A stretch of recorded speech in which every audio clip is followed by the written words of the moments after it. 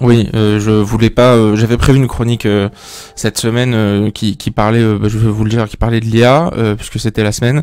Mais en apprenant la nouvelle ce matin, en faisant mon flash, je me suis dit que c'était pas possible qu'on puisse faire autrement. Euh, Oh le bel oiseau, il est tombé du nid. Cette phrase, emblématique des ondes de France Bleu Provence, résonne aujourd'hui avec une émotion particulière.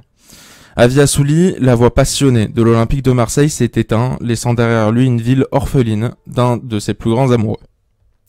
Né le 5 juin 1950 à Ain El Abra, en Algérie, Avia Souli avait un parcours bien plus vaste que celui du journaliste sportif que tout le monde connaît.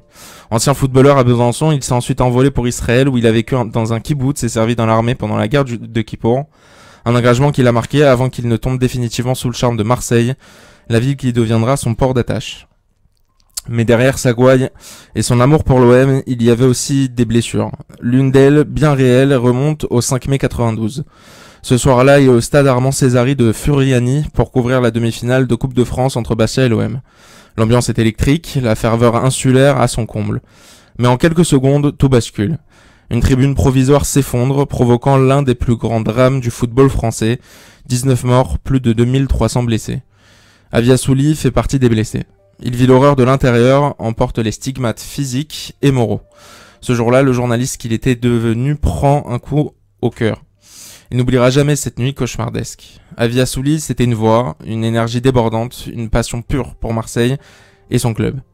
Un homme à la croisée des chemins entre Israël et la Provence, entre la rigueur de son passé et la folie douce du football.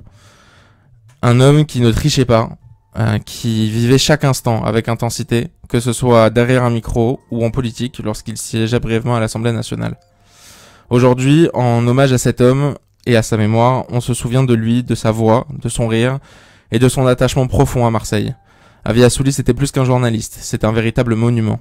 Et les monuments, même quand ils disparaissent, restent à jamais debout dans le cœur de ceux qui les ont aimés. Aujourd'hui, son rire, ses coups de gueule, ses envolées lyriques nous manquent déjà. Mais Marseille n'oublie pas ses enfants, surtout ceux qui l'ont tant aimé. Alors Avi, mon mentor, mon modèle, celui que je regardais toujours avec des étoiles dans les yeux, je ne te verrai plus aujourd'hui. Tu m'auras apporté ton sourire et tes conseils précieux. Et ça me manque déjà beaucoup.